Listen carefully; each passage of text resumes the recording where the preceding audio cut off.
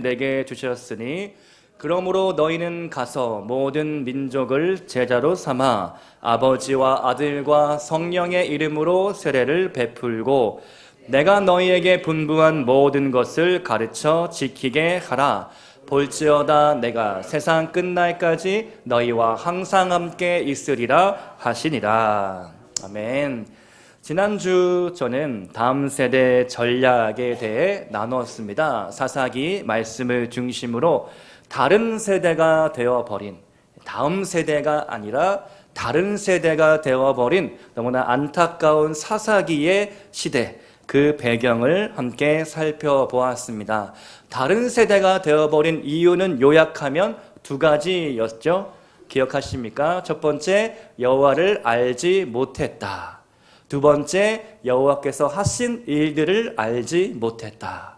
하나님이 누구신지, 하나님이 하신 일이 어떻게 위대하고 얼마나 위대한 일이었는지 그 세대에는 완전히 깡그리 잊어버리고 말았습니다. 가정에서부터 자녀들을 신앙으로 잘 교육하지 못했던 안타까운 세대가 여호수아 다음 세대, 다른 세대가 되어버렸다는 것입니다. 숙제 점검하겠습니다. 혹시 지난주에 제가 숙제를 내드렸는데 자녀들에게 간증하셨습니까? 네, 끄덕끄덕. 네. 아버지가 어떻게 예수 믿게 되었는지, 어머니가 어떻게 예수 믿게 되었는지, 이 할애비가, 이 할머니가 어떻게 예수 믿게 되었는지 여러분의 다음 세대, 여러분의 손주들에게 아직 말귀를 못 알아들을지라도 계속해서 들려주고 또 들려주어서 우리의 신앙이, 우리 가정이 어떻게 복을 받고 여기까지 오게 되었는지, 그것을 우리가 하나님께 영광을 올려드리고, 내가 잘나서 이 아버지가 어떠한 어려움을 헤치고 돌파해서 내가 이만한 일을 이루었다 라고 말하기보다 그 위에 계신 하나님의 역사, 하나님의 간섭하심, 하나님의 섭리, 하나님의 그 한수, 신의 한수, 그것에 대해서 간증할 수 있기를 축복합니다. 저는 오후 예배를 주보를 보시면 알겠지만 여호수아 예배다 미리 선포를 해버렸습니다. 그 이유는 무엇이냐? 앞으로 이 오후 예배에 젊은이 중심으로 예배가 드려지기를 소망하는 비전이 제 안에 있기 때문입니다. 여러분을 나가라고 하는 게 아닙니다. 오지 말라고 하는 게 아닙니다. 저의 비전은 무엇이냐면 젊은이들이 이 예배에 올라와서 찬양팀을 구성하고 찬양을 하고, 그리고 청년들이 여기 앞에 앉아서 말씀을 듣는 그 비전을 저는 보고 있는 것이죠. 젊은이 중심 예배, 중고등부, 청년부, 30대까지, 40대까지 젊은이들이 더 많이 우리 오후 예배에 올라오기를 바라는 마음이 있습니다. 그 일을 이루기 위해 어떻게 해야 할까? 우리 세대는 여기 앉아 계신 우리 성도님들이 무엇을 준비해야 할까? 무엇을 해야 할까? 그 전략들에 대해서 오늘도 함께 나누기 원하는 것입니다.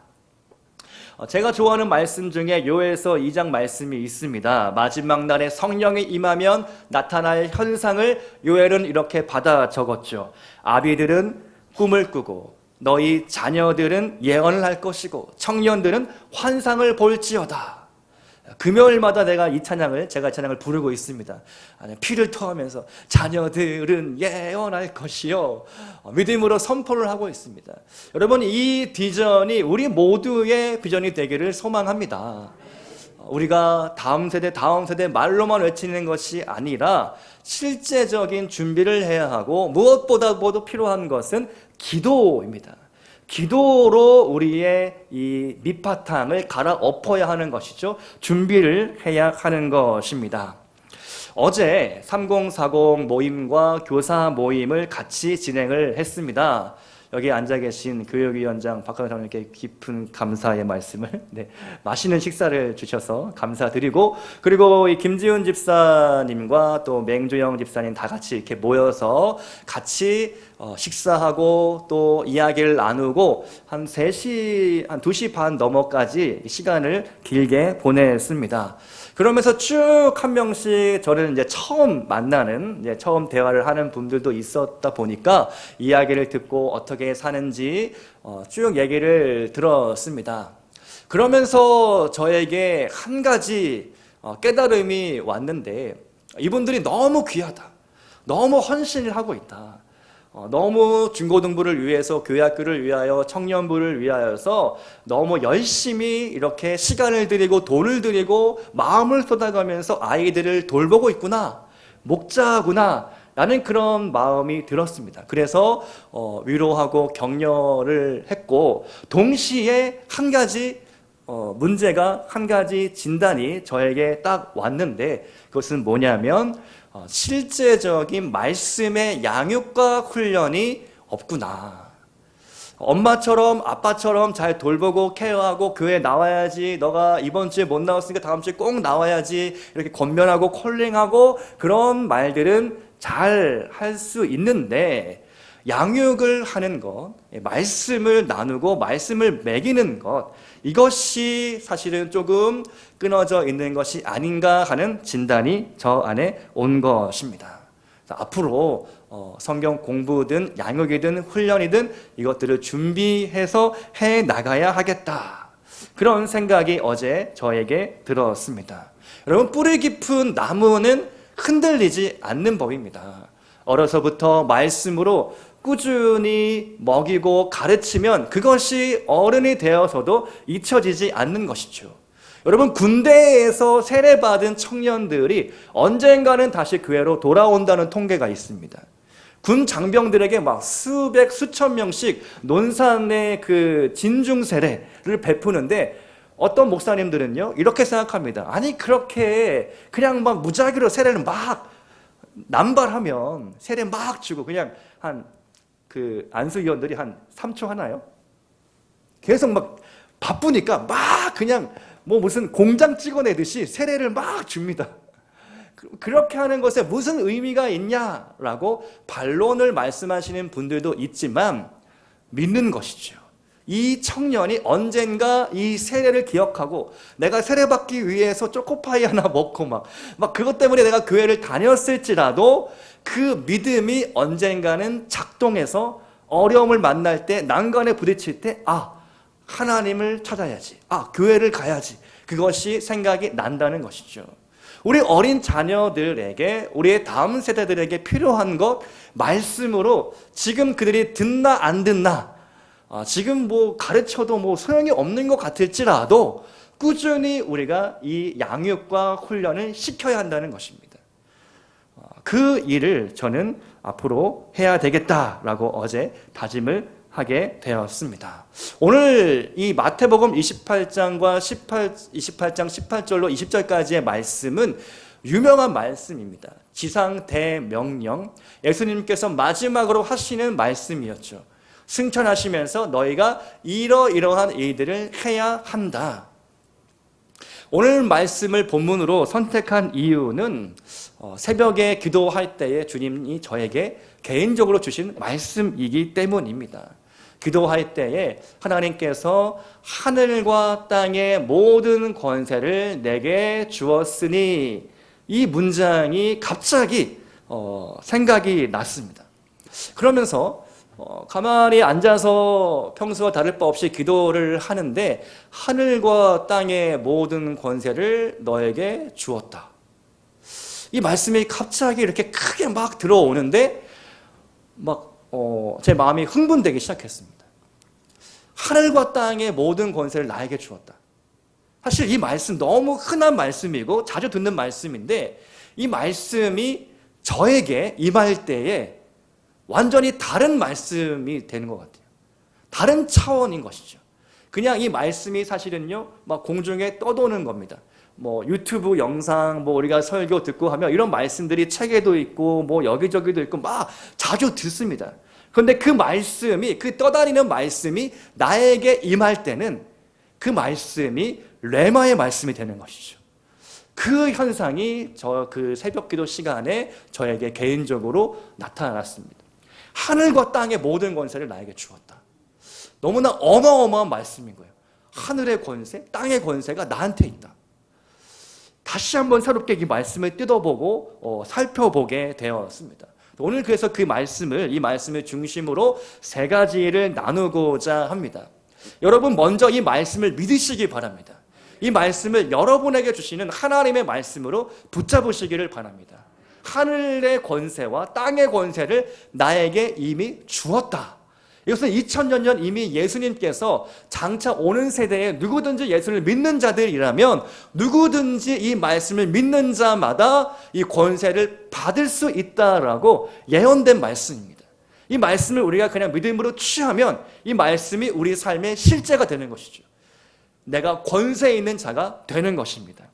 여러분, 권세가 무엇일까요? 한번 생각해 봅시다. 권세, 사전의 정의를 보니까 남을 복종시키는 어떤 새, 능력, 위세, 나는 새도 떨어뜨린다라고 하죠. 옛날 남산의 부장들 영화도 있지만 중앙정보부 나는 새도 떨어뜨리는 권세가 있었습니다. 이 땅의 권세가 그만큼 어마어마한 것이죠. 그 앞에 서면 벌벌벌 떨게 되는 것입니다. 나의 생명을 좌지우지할 수 있기 때문에 그 권세자가, 그 권위자가 그 말 한마디면 내가 깜빵에 갈 수도 있고 내가 소리 소문 없이 사라질 수도 있기 때문에 그 권세가 대단한 것이죠. 여러분, 주님은 누구십니까? 주님은 하나님의 아들로 이 땅에 오셨습니다. 하나님과 똑같은 분이신데 하나님이 어느 날 그 아들 예수 그리스도를 땅으로 떨어뜨린 겁니다. 가라. 내가 너에게 할 일이 있다. 너가 그 일을 가서 해야겠다. 라고 하늘 보좌에서 갑자기 땅에 떨어졌는데 궁궐에 태어나는 것이 아니죠. 예루살렘의 궁궐에 태어나는 것이 아니라 저 낮고 낮은 천한 그 말구유에 여행 중에 어디로 가는 중에 그 여행길에 여간에 갔는데 방이 없어서 말구유에 태어나신 예수님. 정말 낮은 밑바닥 인생으로 예수님이 시작하신 것이죠. 그런데 사실은 예수님은 누구십니까? 성부 하나님, 성자 예수님, 성령 하나님, 삼위격의 그 한 분이 예수 그리스도이십니다. 그렇기 때문에 하나님의 모든 권세와 능력이 예수 그리스도께 똑같이 있는 것입니다. 아들이나 아버지나 같은 권세를 갖고 있는 것이죠. 그리고 대기업의 회장이 있다면 그 회장의 아들 2세, 3세는 그냥 회사에 가면 그냥 프리패스인 것이죠. 직위에 상관없이 그냥 그 아버지와 같은 그냥 맘먹는 그냥 파워가 있는 것입니다. 말 한마디만 하면 다 그냥 알아서 듣는 것이죠. 줄을 서는 것이죠. 그분 앞으로. 마찬가지로 하나님과 하나님의 아들 예수 그리스도는 같은 분이라는 것입니다. 그렇기 때문에 예수님께서 이 땅에 오셨을 때에 나사렛 예수 그리스도의 이름으로 선포하면 그냥 치유가 되는 것이죠. 병이 낫는 것이죠. 예수님은 엄청난 종교 권력 앞에서도 당당하셨습니다. 두려움이 없었습니다. 떠는 게 없었습니다. 대제사장 앞에서 신문을 당할 때에 침묵하셨습니다. 그리고 꼭 필요한 말씀만 하셨습니다. 내가 그다. 내가 메시아다. 꼭 필요한 말씀만 주님은 하셨습니다. 자, 그런데 여러분, 나의 이름으로 우리는 무언가 하려고 합니다. 내 이름을 드러내려고 합니다. 제가 이제 아직 좀 어색하긴 한데 여기도 조금씩 이제 익숙해지긴 하는데 담임 목사 김기철의 이름으로 내가 무언가를 저는 이제 앞으로 이제 하게 되겠죠. 지방예를 가든지 어디를 가든지 이제 잠실빛나교회 담임 목사의 이름으로 어떤 활동과 사역들을 이제 앞으로 해 나가게 됩니다. 김기철의 이름으로 무언가를 하게 되는 것이죠. 그러나 김기철의 이름으로 사역을 하지만 그 뒤에는 하나님이 주신 권세와 능력으로 그 사역을 감당해야 하는 것이죠. 나의 이름을 드러내기보다 나의 어떤 명예와 권력을 쌓기보다 먼저는 하나님의 영광을 위하여 그 일을 해야 하는 것입니다. 마찬가지로 우리가 일상생활에서 사회생활을 할 때에 우리는 너무나 쉽게 내 이름을 내려고 합니다. 나의 어떠함을 드러내는데 상당히 신경을 씁니다. 겉모습과 이미지를 신경을 쓰게 되는 것이죠. 나쁜 일은 아닙니다. 자기 관리해야 하죠. 나의 이미지 잘 만들어야 합니다. 그런데 우리가 때로는 예수님의 이름을 의지하기보다 나의 이름을 의지한다는 것입니다. 내가 이러이러한 커리어를 쌓았기 때문에, 내가 이러이러한 부를 쌓아 올렸기 때문에 나의 어떤 능력과 나의 권세로 무언가 하고자 하는 그런 욕망이 우리 안에 있다는 것이죠. 인간이라면 누구나 그런 욕망이 있기 마련입니다. 그런데 오늘 이 말씀을 다시 한번 우리가 읽을 때에 하늘과 땅의 모든 권세를 너에게 주었다. 그 권세는 예수 이름으로 오는 권세이다. 예수 이름으로 권세를 사용하여 사역하라, 살아라, 예배하라 라고 우리에게 말씀하고 있는 것입니다. 예수의 이름, 예수 이름의 권세, 이것을 우리가 깨닫고 그 권세로 나아갈 수 있기를 축복합니다. 두 번째, 그렇다면 주님은 우리에게 이 권세를 가지고 무엇을 하라고 말씀하시는가? 오늘 말씀의 핵심 본론이죠. 두 번째, 주님은 제자 삼으라 라고 명령하십니다. 쉽게 한 단어로 제자 훈련이죠. 주님은 사역 초창기에 갈릴리 해변가에서 제자들을 부르십니다. 근데 여러분, 갈릴리는 어떤 땅이냐? 이사야 말씀을 참고해 보니까 여호와께서 스불론 땅과 납달리 땅에 멸시를 당하게 하셨더니 후에는 해변길과 요단 저쪽 이방의 갈릴리를 영화롭게 하셨느니라. 이방의 갈릴리, 갈릴리는요 유대인들의 눈에는 이방인 취급, 이방 땅 취급을 받았던 곳입니다. 갈릴리에서 무슨 선한 게 나겠어? 라고 비아냥거리고 그렇게 비하받는 땅이 바로 갈릴리였습니다. 그런데 주님은 그곳을 가셔서 그곳의 유지, 그곳의 회당장, 높은 사람을 찾아간 것이 아니라 갈릴리 해변가에 물고기나 낚는 어부들을 만나십니다. 물고기 낚는 어부들, 그물을 깁고 있는 그 어부들에게 가서 나를 따라오너라. Follow me. 내가 너를 사람 낚는 어부로 만들어주리라. 일자 무식, 제대로 된 교육을 받지 못한 어부들, 그 어부들을 부르셔서 당신의 거룩한 사명을 감당할 제자로 부르셨습니다. 여러분 축복합니다. 여러분도 제자가 되실 수 있겠습니다.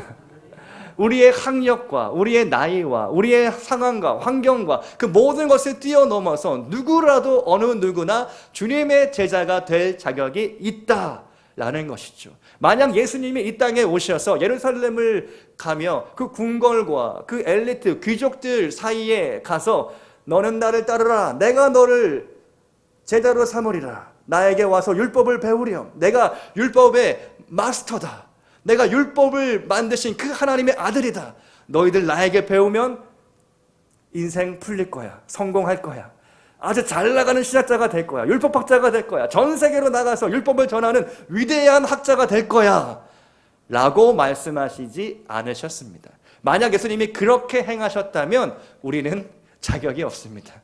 우리는 도저히 주님의 제자가 될 수가 없습니다. 주님을 따라갈 수 없는 것이죠. 주님은 일부러, 어쩌면 의도적으로 가장 밑바닥, 모두가 무시하는, 천대하는 그러한 사람들을 부르신 줄도 모르겠습니다. 이 귀한 사명을 누구에게나, 어느 누구에게나 주시고 싶었기 때문인 것이죠. 이 기회를 완전히 오픈하고 싶으셔서 밑바닥 인생들을 일부러 찾아가시는 줄도 모르겠습니다. 그 후에 다른 제자들을 포함해 12명이 주님을 뒤따르는 제자가 되었고 제자 훈련을 받게 됩니다. 여러분, 한번 제자가 되어 볼까요? 그 당시에 예수님의 제자에 한번 우리가 내가 들어갔다라고 한번 상상해 볼까요? 어땠을까요? 재미있었을까요? 힘들었을까요? 뭔가 이렇게 나도 뭔가 된 것 같은 느낌이 들었을까요? 여러 가지 감정들이 제자들 가운데 있었으리라 믿습니다. 왜냐하면 우리가 복음서를 읽다가 보면 주님의 제자들이 대접받는 자리도 있었는가 하면 비판당하고 무시당하고 정죄받는 때도 있었죠. 여러 가지 다양한 상황들이 있었습니다. 그러나 중요한 것은 제자들이 예수님의 핵심 중에 핵심, 그 모든 사역들을 다 옆에서 직접 목격했다는 것입니다. 이것이야말로 어마어마한 특권이었죠. 어깨 너머로 모든 것을 다 배웠을 것입니다. 주님이 눈먼 자를 어떻게 치료하시는지, 갑자기 침을 탁탁 뱉더니 흙에다가 막 이렇게 진 이겨가지고 막 눈에 막 바르는 것이죠.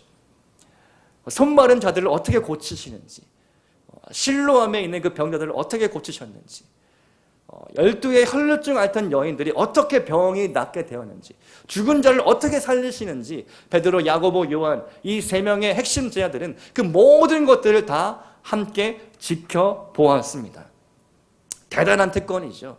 합숙 훈련을 했습니다. 같이 먹고 자고 싸고 쉬고 자고 그 모든 것들을 예수님과 3년 이상 3년 반가량을 같이 했습니다.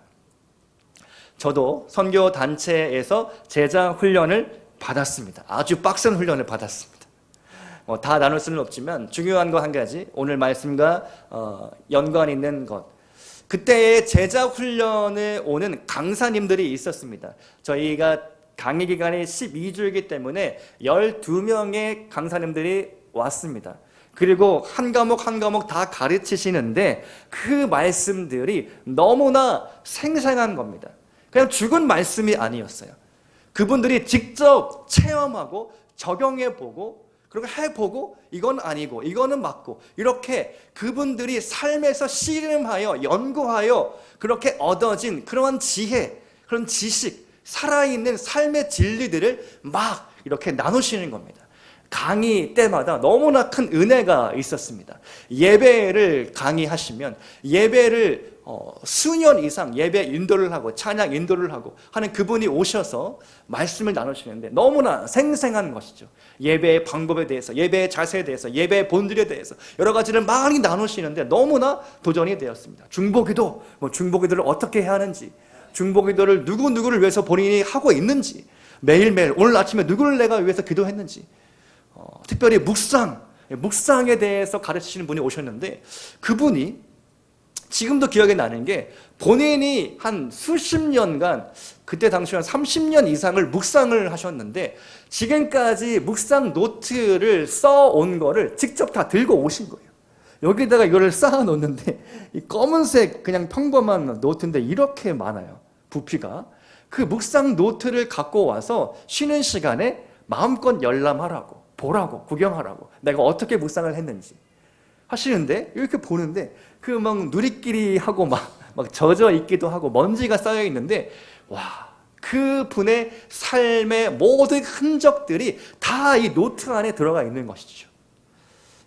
나중에 간사님들한테 들은 이야기는 강사를 섭외할 때 가장 최우선 딱 하나가 있는데 강사 선발 기준이죠. 그게 뭐냐면 그 가르치는 주제에 맞게 그분이 지금도 그렇게 살고 있는지 그것을 검증한다는 것입니다. 다른 거는 별로 안 보고 말을 잘하고 못하고 이게 아니라 뭐 얼굴이 잘생기고 못생기고 이런 거는 아무 상관이 없고 지방에 살고 어디 해외에 살고 아무 필요가 없습니다. 딱 한 가지 기준은 그분이 묵상 강의를 맡았다면 지금도 묵상을 하고 있는지, 묵상의 열매가 있는지, 묵상을 얼마나 해왔는지, 중보기도 강의를 맡은 분이시라면 실제로 중보기도의 역사, 그 체험이 있는지, 간증이 있는지, 지금도 중보기도를 하고 있는지, 이것이 중요하다라는 것입니다.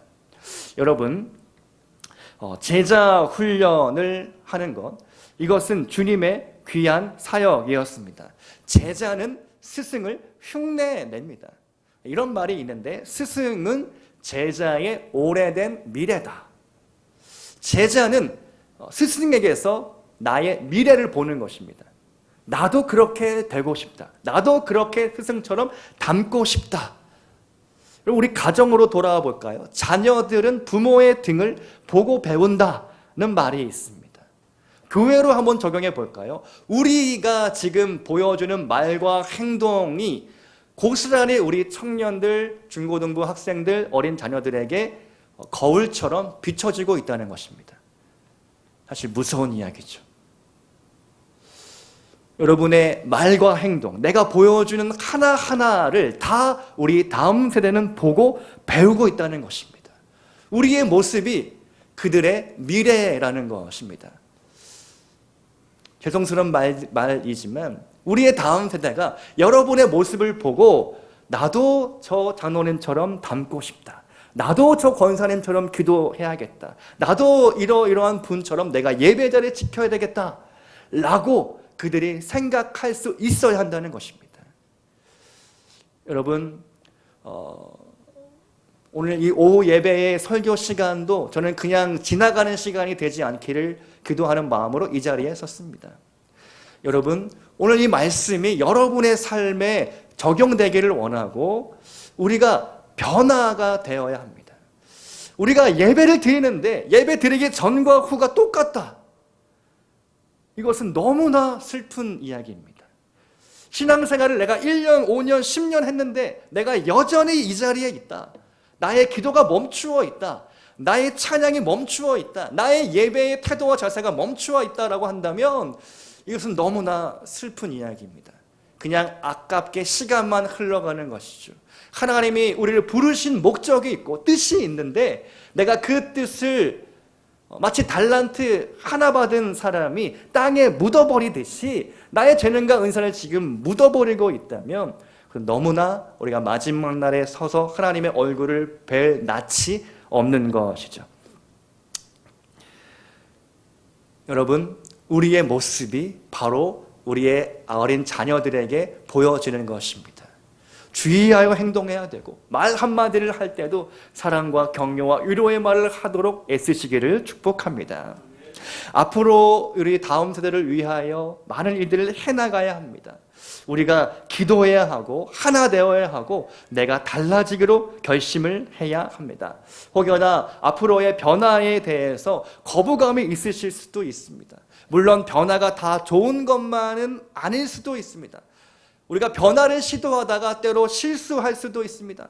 저는 오늘 또 오전 예배 때 실수했습니다. 여러분 그렇지만 사도신경 할 때 일어나서 사도신경 했어야 되는데 그냥 제가 멘트를 까먹고 사도신경을 앉아서 했습니다. 변화를 시도하다 보면 이렇게 실수를 할 수가 있습니다. 여러분, 그런데 에디슨이 전구를 발명하기 위해 2744번의 실패를 거쳤다는 것입니다. 오늘 이 전구, 이 담화 너무나 밝죠. 우리가 지하에 있음에도 불구하고 에디슨에게 어마어마한 빚을 졌습니다. 만약 에디슨이 2743번에 그냥 포기해버렸다면 오늘날 이 전구는 볼 수가 없다라는 것이죠. 에디슨에게 한 번은 이렇게 누군가 질문했다고 하면 너무 실패를 많이 하니까 대체 언제까지 당신은 실패만 할 것입니까? 비아냥거리는 것이죠. 그러자 에디슨이 이런 말을 했습니다. 내가 만일 9999번의 실패를 한다면 그것은 9999번의 위대한 발견을 한 것입니다. 네, 아멘 할 뻔했습니다. 아멘. 맞는 말이죠. 우리가 하나님을 위하여 위대한 일을 시도해야 하겠습니다. 그렇게 시도하다가 실수할 수 있습니다. 실패할 수 있습니다. 잘 안 되는 일들이 있을 수 있습니다. 그러나 우리가 끊임없이 포기하지 않는다면, 우리가 꾸준하게 무언가를 시도하고 해나간다면, 도전한다면 하나님께서 반드시 그 열심을 보시고 우리 교회 안에 새로운 부흥을 주실 줄로 믿습니다. 저는 실험실이라는 단어를 좋아합니다. 실험실. 하나님 일을 하다 보면 우리가 무언가 실험을 해야 하는 일들이 생깁니다. 이렇게도 해보고 저렇게도 해보고 도전 정신이 필요한 것이죠. 그래서 저는 이 노트를 이제 온라인으로 많이 쓰고 있는데 저희 노트에 여러 가지 아이디어를 막 생각할 때마다 막 써요. 그래서 그 노트 제목이 실험실. 김기의 실험실, 이렇게 제 별명이 김기인데 김기의 실험실 해가지고 여러 가지 아이디어를 막 적어 놓기도 합니다. 그래서 많은 것들을 시도할지도 모릅니다. 할렐루야. 네. 세 번째로 넘어가겠습니다. 우리의 시간은 짧습니다. 세 번째, 주님은 항상 우리와 함께 있겠다라고 약속해 주십니다. 20절 말씀을 보니까 마지막 문장, 내가 세상 끝날까지 너희와 항상 함께 있으리라. 아멘. 너무 좋은 말씀이죠. 세상 끝날까지 이 지구가, 이 우주가 소멸하는 날이 있을 것인데 그때가 될 때까지 나는 너희와 평생토록 영원토록 함께 있으리라. 너무나 위로가 되는, 너무나 좋은 그런 말씀입니다. 그런데 사실은요, 이 말씀 뜯어보면 불편한 말씀이기도 합니다. 오늘 오전에 말씀드린 것 같이 가인처럼 우리가 때로는 죄가 있는 채로 뭔가 좀 불편한 마음을 가지고 예배할 때도 있는 것이죠. 저도 젊었을 때 수많은 죄를 지었습니다. 죄의 노예가 된 상태도 있었습니다. 20, 30대에 끌어오른 정욕과 많은 번민과 고민과 걱정과 진로와 돈에 대한 걱정과 많은 생활의 염려와 근심들이 있을 때에 그러한 문제를 가지고 그냥 예배를 드리는 것이죠. 자, 여러분, 주님이 나와 항상 함께 하시겠다라고 말씀해 주셨는데 우리는 때로 주님이 부담스러울 때가 있습니다. 주님, 지금은 좀 눈을 감아주시고, 주님은 좀 지금 잠시 좀 저쪽으로 가 계시고, 제가 이 일을 좀 해야 되겠습니다. 내가 좋아하는 일을 좀 즐겨야 되겠습니다. 이것을 좀 해야 되겠습니다. 라고 하는 순간도 있다는 것입니다. 주님을 잊어버리는 것이죠. 그리고 내가 주인되어 내 욕망을 실현합니다. 내 자아가 부추기는 대로 살아갑니다. 그럴 때가 우리 안에 분명히 있다는 것입니다. 그럼에도 불구하고 주님은 내가 한 번도 너를 떠난 적이 없다. 내가 너를 버린 적이 없다. 내가 새벽 날개를 치고 벼랑 끝에 그것에 거할지라도 내가 너와 함께 하리라. 주님은 약속을 해주셨습니다. 그 약속은 변함이 없습니다. 24시간 오차가 없습니다. 365일 틀림이 없습니다. 그렇기 때문에 우리는 우리의 마음을 바꾸어야 되는 거죠. 주님을 항상 영접해야 합니다. 주님과 항상 동행하도록 우리의 마음의 태도를 바꾸어 먹어야 한다는 것입니다. 주님이 오늘 우리에게 말씀하십니다. 여러분에게 말씀하십니다. 내가 영원토록 너희와 항상 함께 있으리라. 여러분 혹시 오늘 이 말씀을 들으면서 어떤 생각이 드셨습니까? 하늘과 땅의 모든 권세를 나에게 주었다. 이 말씀이 저 혼자만의 말씀이 아니라 여러분 모두의 말씀이기를 축복합니다. 하나님의 이름을 의지하여 이번 한 주간도 나아가시기를 바랍니다. 그렇다면 무엇이 두렵겠습니까? 무엇이 걱정이겠습니까? 하나님의 이름, 예수 그리스도의 이름, 그 권세를 붙잡고 우리가 나아갈 때에 사탄의 모든 권세, 그 모든 괴롭힘들은 아무것도 아니게 되는 것이죠. 이제 3월이 시작되었습니다. 특별히 3월 첫날 새벽 기도 때도 기도 제목을 드렸는데 우리 자녀들, 우리 손주들 새 학기, 새 학교로 들어가게 됩니다. 저희 첫째 아들도 새로운 고등학교에 입학하게 됩니다. 특별히 우리 다음 세대를 위하여 기도를 부탁을 드립니다. 우리 다음 세대, 우리 자녀들이 새로운 학교, 새로운 학기가 시작되었을 때에 정말 좋은 믿음의 친구들을 만나게 하여 주시옵소서. 좋은 선생님을 만나게 하여 주시옵소서. 항상 함께 하여 주시옵소서. 불꽃 같은 눈동자로 지켜 주시옵소서. 우리 다음 세대를 우리가 세워나가기 위해서 우리가 지속적인 관심과 기도가 필요합니다. 그리고 한 명 한 명 교회에서 만날 때마다 쓰다듬어 주시고 끌어안아 주시고 또 용돈도 주시고 격려하여 주시고 그렇게 우리가 함께 우리 다음 세대의 비전을 품고 나아가는 우리 잠실빛나 교회가 될 수 있기를 축복합니다. 함께 기도하시겠습니다.